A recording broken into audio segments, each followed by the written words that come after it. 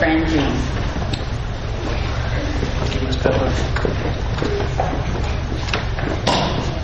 Ms. Ramirez is going to help me with this so we can recognize our amazing school board.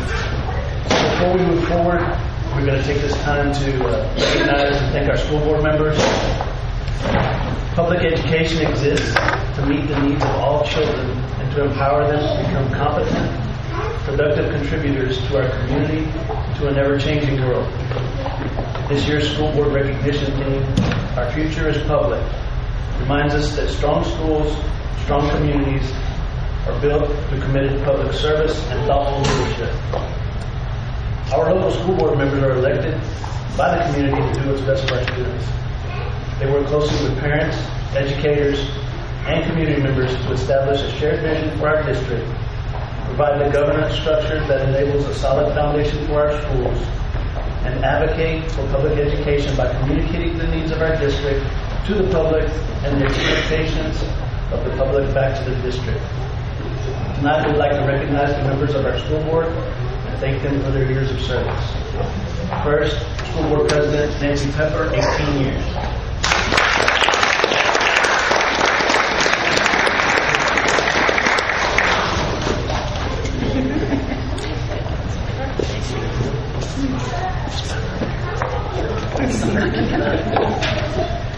Vice President Henry Moreno, 18 years of service.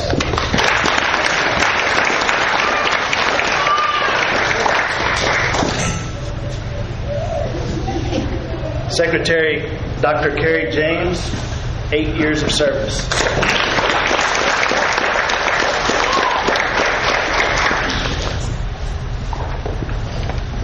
Carl Brown, 20 years of service.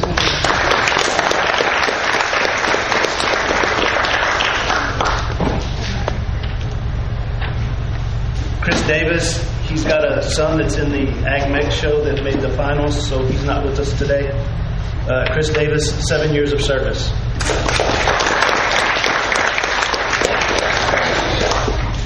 Sally Boonhausen, 5 years of service.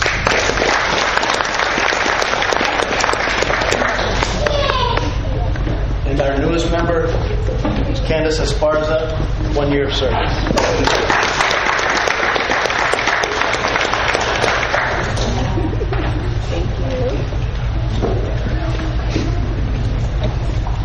Together, these individuals represent decades of service and a deep commitment to public education.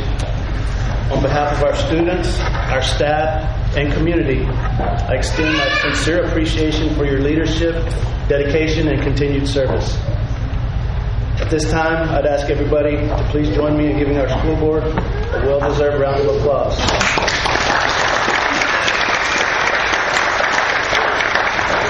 Thank you guys very much for what you do for our kiddos. Thank you. I believe we also have a couple of short videos to be. Which one goes first? Which one do you want to do?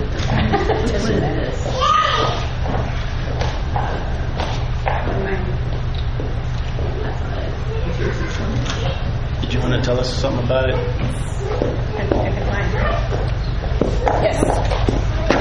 Yes, it is. Good evening. Okay. Good evening. Oh, there we go. Okay. Sorry. Okay. Good evening, School Board. Dr. Grandjean, thank you so much for all that you do. As the principal of Devine Intermediate School, we have a couple things. So we have our folklorico dance group that will be performing for you in just a few moments. But before we do that, we have a special edition of the Bronco broadcast just for you guys. And then we've left some things on your tables. 3rd grade, that part was just to say thank you for all. The basket was from our specials and our sped team. We've got some notes from the 5th grade and as well as some cookies from the 4th grade. So thank you again. And then here's our live from Devine, the Bronco broadcast.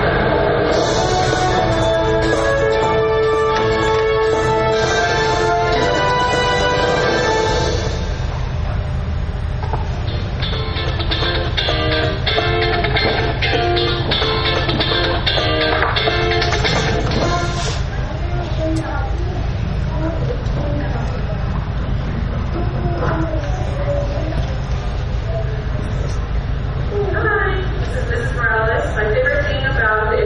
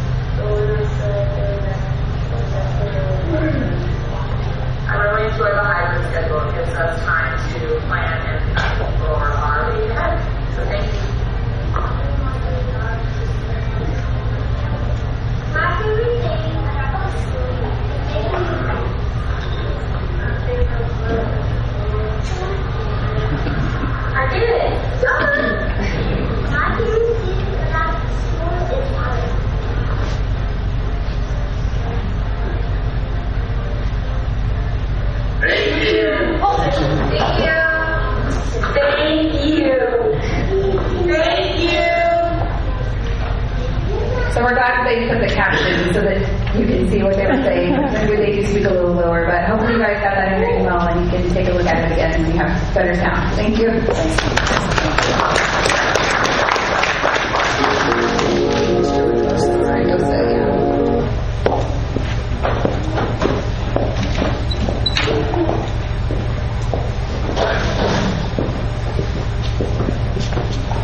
Good evening, and thank you for all that you do, Lord. We appreciate you like you don't know.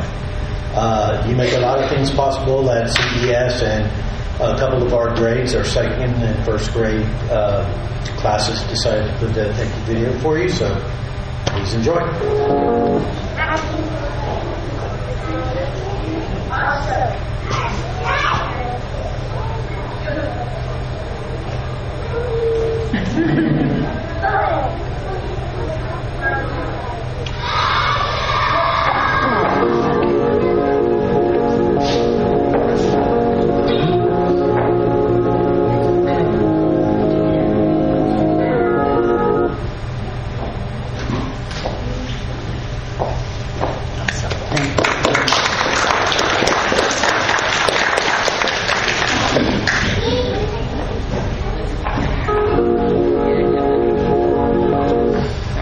You can send it to us. Yeah, what we'll do is we'll have them posted up so you guys can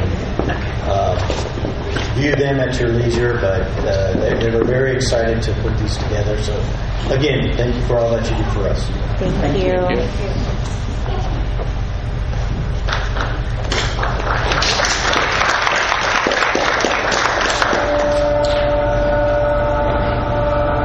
Now what we're all been waiting for, a presentation by the local board of dancers.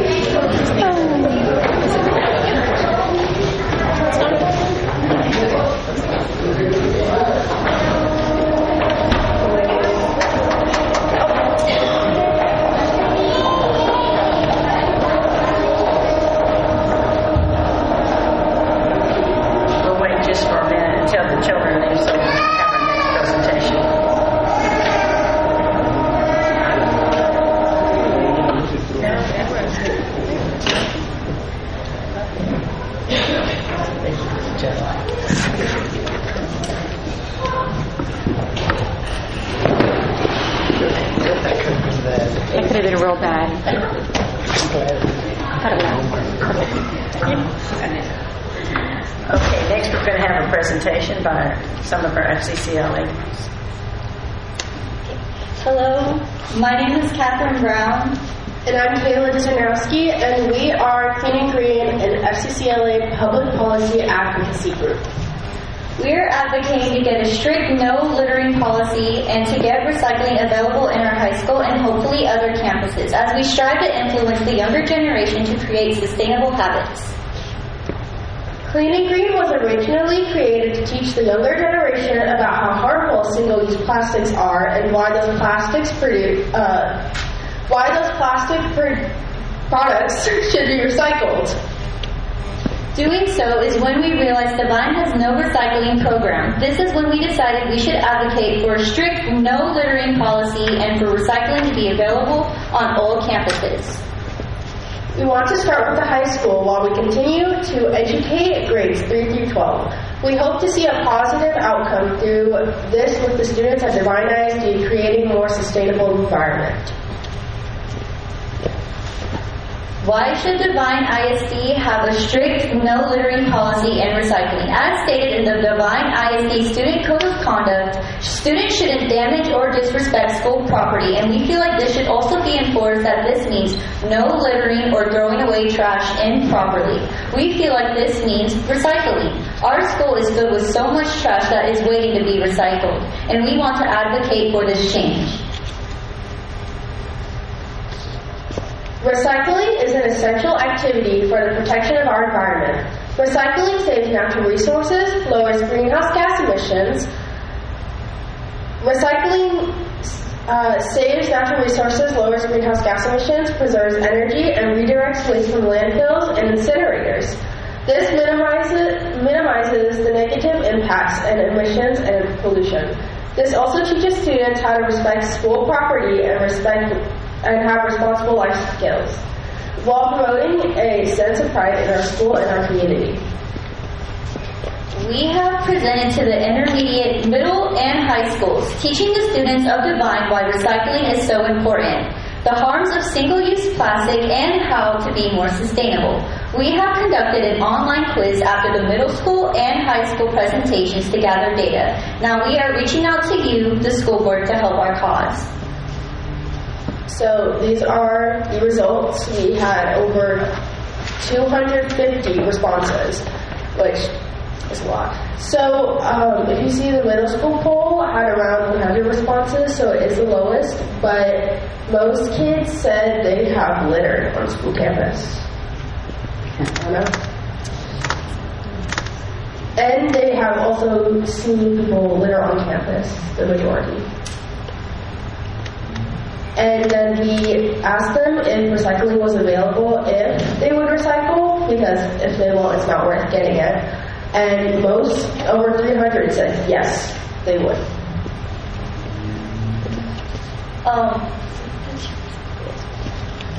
We've gone into contact with multiple recycling companies, but it's been difficult as some won't answer and don't provide services. We need, for example, not providing plastic recycling and no pickup service.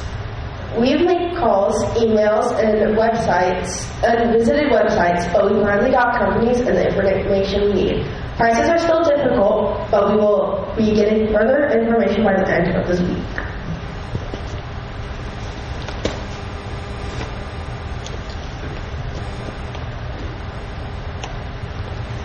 Federal Recycling is a company that has partnered with many schools and has recycling as their top priority. Recycling has been their sole business for over 100 years. They divert over 500,000 tons from landfills every year by partnering with companies and schools like ours.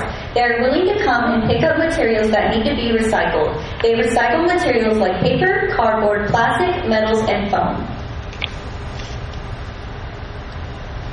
Balcones Recycling, or it has Circular Recycling, I believe is now their name, provides recycling service for schools like us.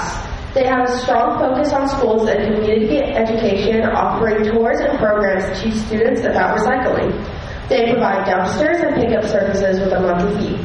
They recycle paper, cardboard, plastic bottles, and containers, aluminum cans, tin containers, paper cups, and cartons. Thank you for listening to our presentation. We hope you will consider.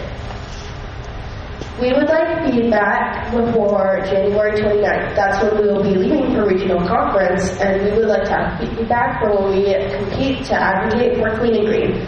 Please consider these recycling companies for the betterment of our school and environment. Thank you.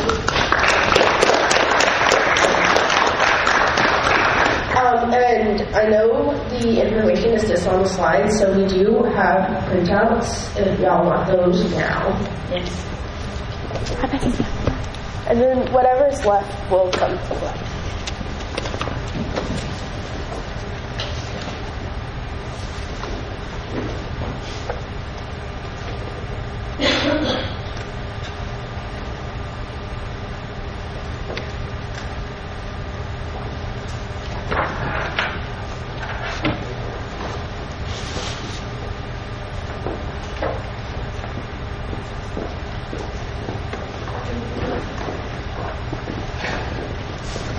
Thank you for your time. Thank you.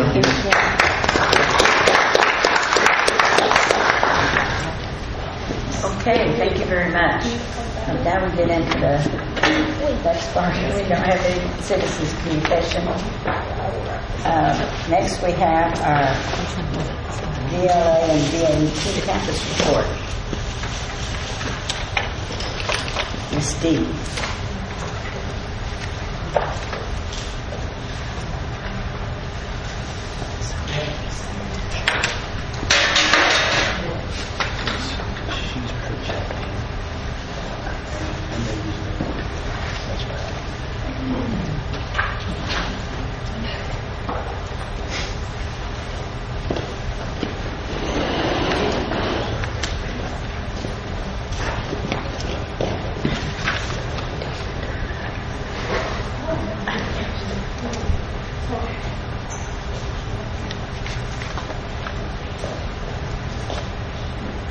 Okay. Another dissonance. Okay.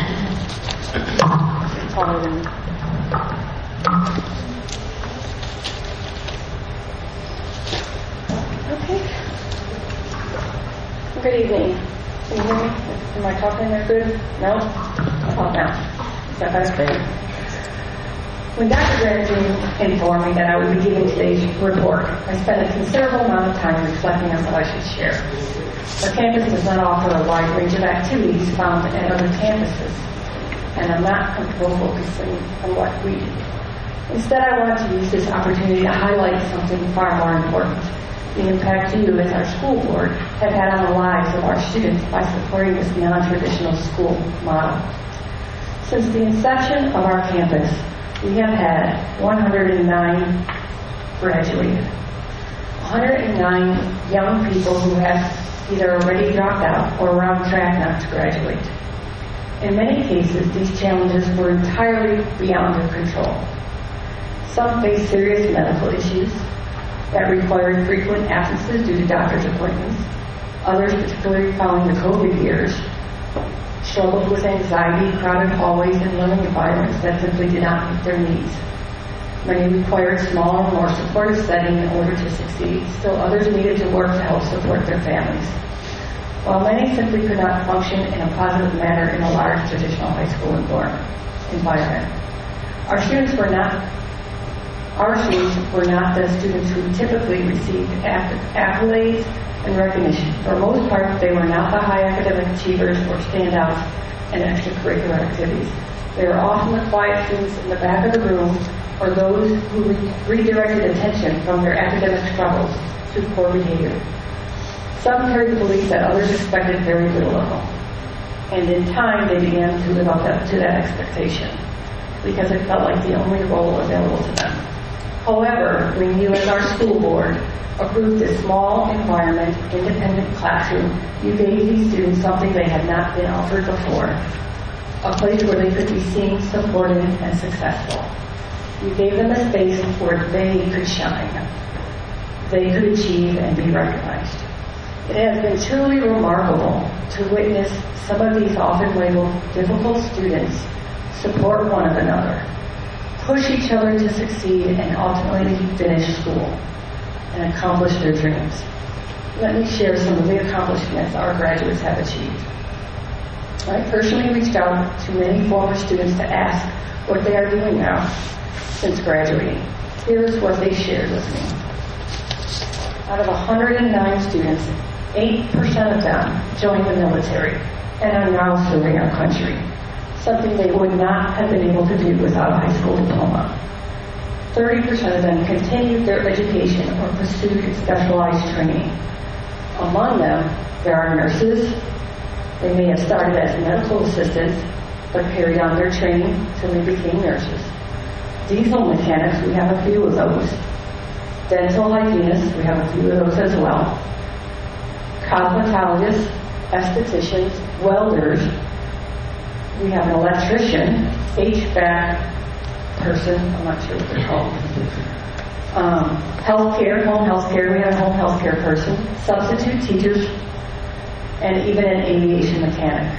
Careers that exist today for those students because of you, our school board, making this opportunity for them possible. 51% of them are employed full-time, many of them in long-term or career track positions with companies such as Amazon, which require a diploma, H-E-B, Ford, and Walmart, jobs that require a diploma for full-time employment. I would like to read one message I received from one of our graduates, and he spent his entire high school career at our school. Hi, Mrs. D. It's great to hear from you. I've gotten into private investigations. I have now a plan in motion to pursue a career in law enforcement and apply for scholarships and grants in order to explain the medical field as well, so I can see where I truly fit. Thank you, and Ms. K, which is Ms. Castro, for your inspiration and support. 7% are stay-at-home parents, and there were 4% of our graduates I could not get a hold of. These students may have not thrived in traditional school setting, but they have clearly succeeded in life. They did not lack ability or ambition. They simply needed a different pathway to reach their goals. And that pathway exists because you provided it. Every diploma earned represents a door that would have remained closed without your belief in this campus. Your support did not simply fund a program. It changed the direction of 109 lives, and countless more still to come. For that, I thank you. I can think of no greater purpose than having the opportunity to be part of this work.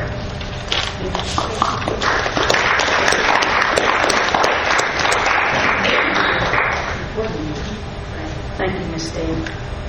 I personally think that's one of the best things that we've accomplished here on this board since I have been on. Thank you. I do cherish the time I spend with those kids. So, and they really turn my heart. And you're doing a great job. Thank you. Okay, let's move into our central office reports. First, we have Dr. Granger. Okay, with the first semester now concluded, the district remains focused on sustaining instructional momentum and building the progress achieved that we need to keep our kiddos moving forward.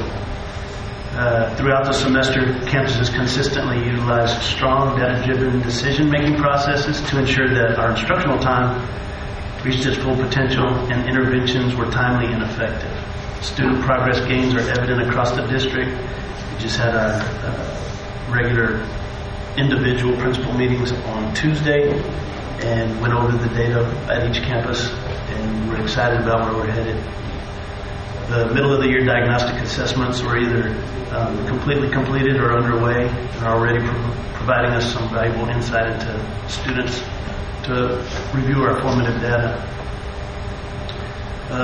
Like I mentioned before, the district is currently participating in a collaborative pilot program with Region 20 that will provide us 30 days of active on-site and ongoing curriculum instruction support from a former New Braunfels curriculum instruction director. She was in our district yesterday. She met on each campus for probably 50 minutes to an hour. I spent 50 minutes with her as well, so we're excited about the things that we will be able to see from her. Some of the things may not be better than the processes that we already have, but it's also good to have somebody with outside information to help us walk through some things. Confirmation of the LASSO 4 grant. We're excited about that. That's a TA initiative designed to help districts strengthen academic recovery and long-term improvement. Provides us with funding, support, and coaching to help our schools implement high-impact strategies that will help us accelerate our student learning.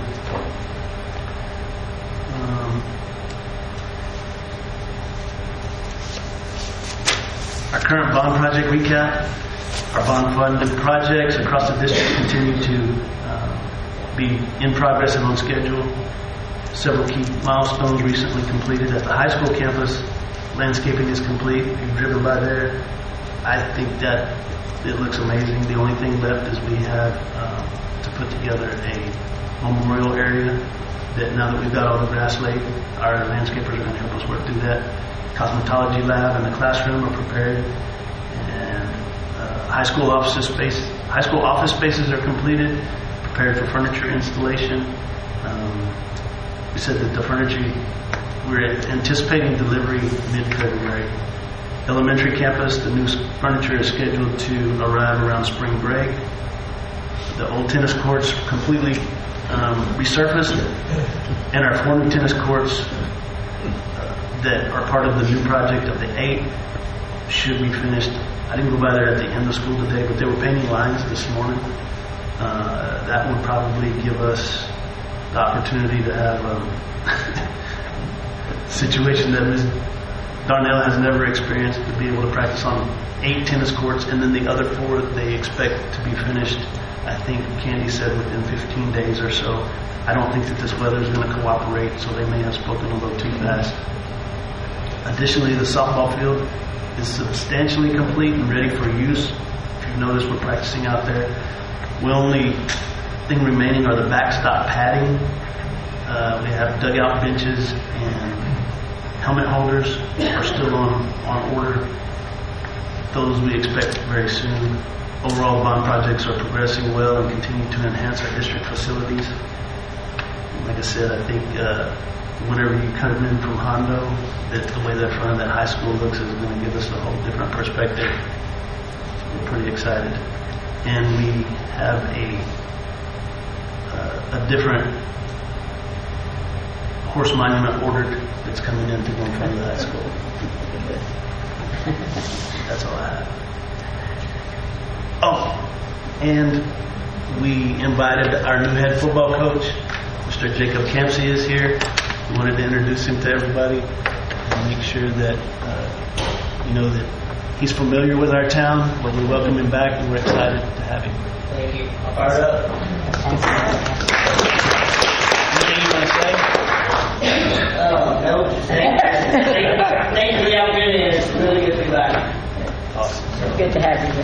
Excited to work with our kids.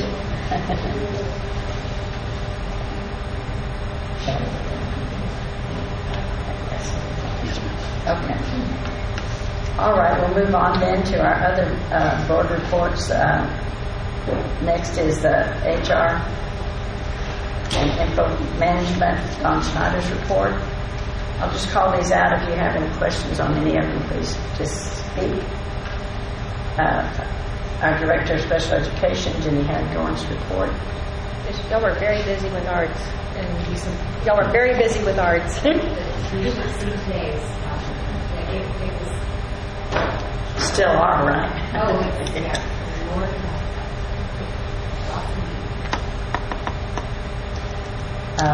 Our business reports with Shannon Ramirez. And then all of our principals' reports for the high school, middle school, intermediate, elementary, and learning center. They all look good. And our director's reports. Everybody's staying very busy, I can see. Get back after the holidays. I move now to the consent agenda. Includes the minutes of the board meeting, 2026 board training calendar, and DEF donation, and adapted bikes donation by Believe It Foundation. I need a motion on that. If anybody has any questions on anything first. Madam President, I move to approve the consent agenda. Second. I have a motion by Carl and a second by Ally to approve the consent agenda. All in favor, raise your right hand. That passes 6-0. Next, we move into our action items. First, consider and take possible action to call for a school board election. So a call for an election held on a uniform election date shall be made not later than the 78th day before the election day, which is February 14th. Board shall order the election.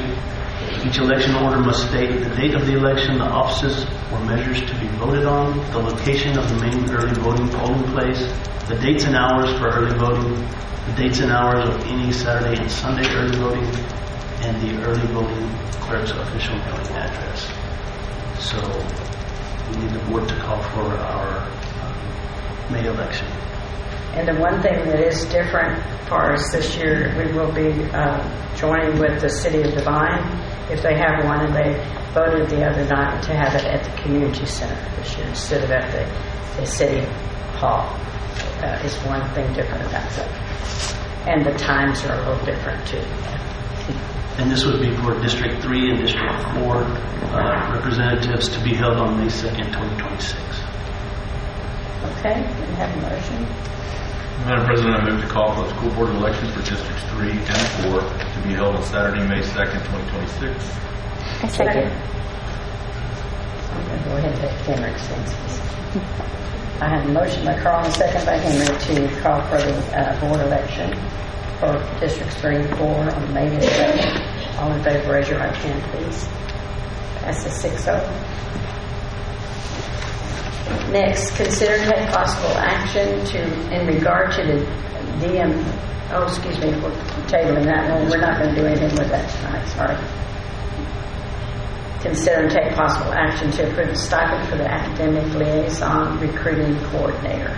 So the goal of this stipend and the role of the academic liaison and recruiting coordinator is to address a very missing piece of our overall success in terms of the Ravens and the Warhorses. This is both important academically and athletically. The position is designed to strengthen academic accountability, close communication gaps between coaches and teachers and students and parents, and provide structured guidance to the very complex college eligibility and recruiting process. So it's a fairly new role that is being implemented across the state, including schools that we will be competing against. Lytle has this position with a $5,000 stipend. Poteet has one with a $3,500 stipend. And Jerrington has a position with a $4,500 stipend. What we're requesting is a $5,000 stipend. Anybody have any questions? I have a motion on that then, please. Madam President, I move to approve a $5,000 stipend for academic liaison recruiting coordinator. Second. Okay, yeah, I heard Carrie. That motion by Carl and a second by Carrie to approve the $5,000 stipend. All in favor, raise your right hand, please. Thank you. That's 6-0. Consider and take possible action to set the rate for early notice incentive award. So our DEC local policy states that a contract employee who submits his or her early notice of resignation or retirement on the date that we establish here at the district and prior to the regular March board meeting shall be eligible to receive an early incentive award. This rate of the incentive award should be established annually by the board. Right now, we're at $500. And for the first 10 that sign up.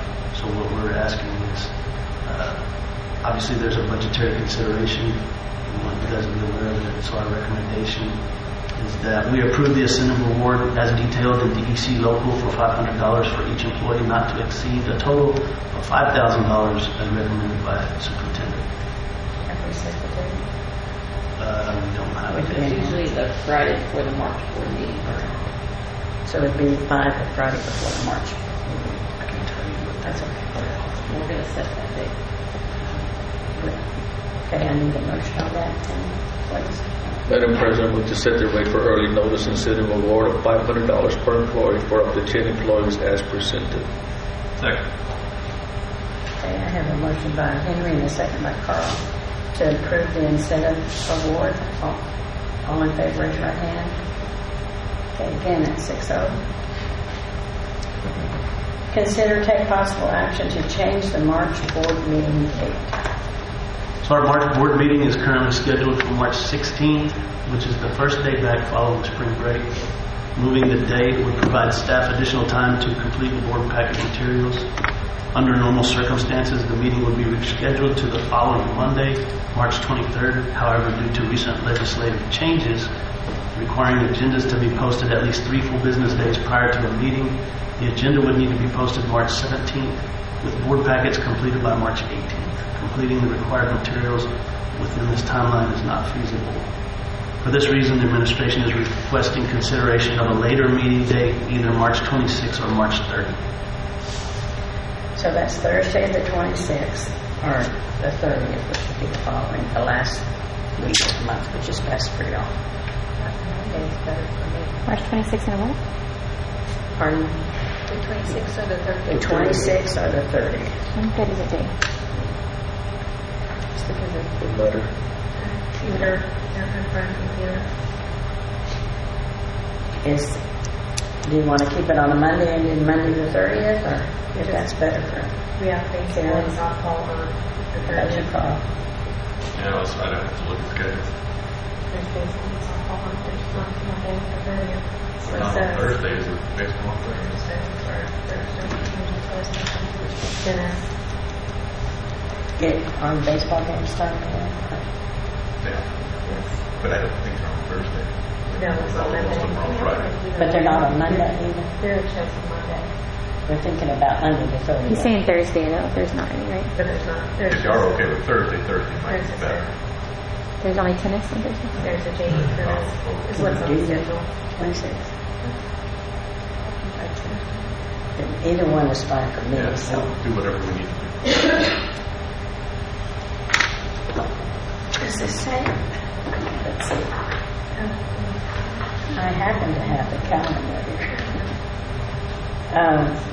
So if we're looking at the 26th,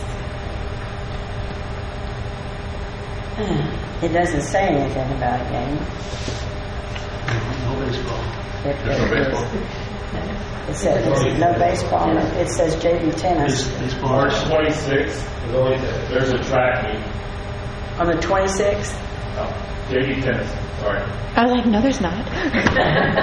And then that Monday, Very end of the yeah, on that Monday, they do have Warhorse baseball at here at Warhorseville.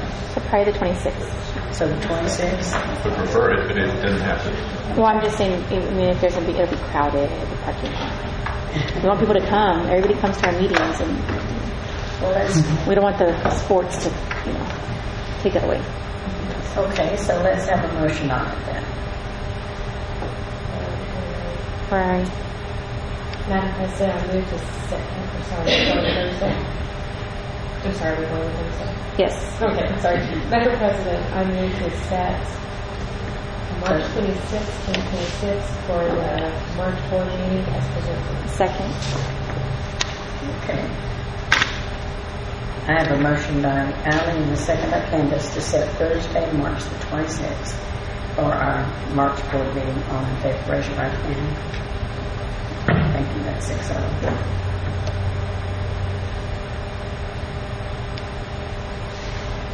Okay, that completes all our regular business. Now it's time to go into closed session. The Board of Trustees beginning at 7:19, not that for the meeting. We'll convene in closed session in accordance with the Texas Civil Meetings Act for the purpose of discussing items legal under Texas Government Code Section 551.74 and 551.82. No final discussions, decisions, no final actions, decisions, or votes will be taken while the board is in executive session. Thank you all for coming very much. You're dismissed unless you want to stick around. Are we standing here or are we going over there? Are we standing or going? We're going to go over there.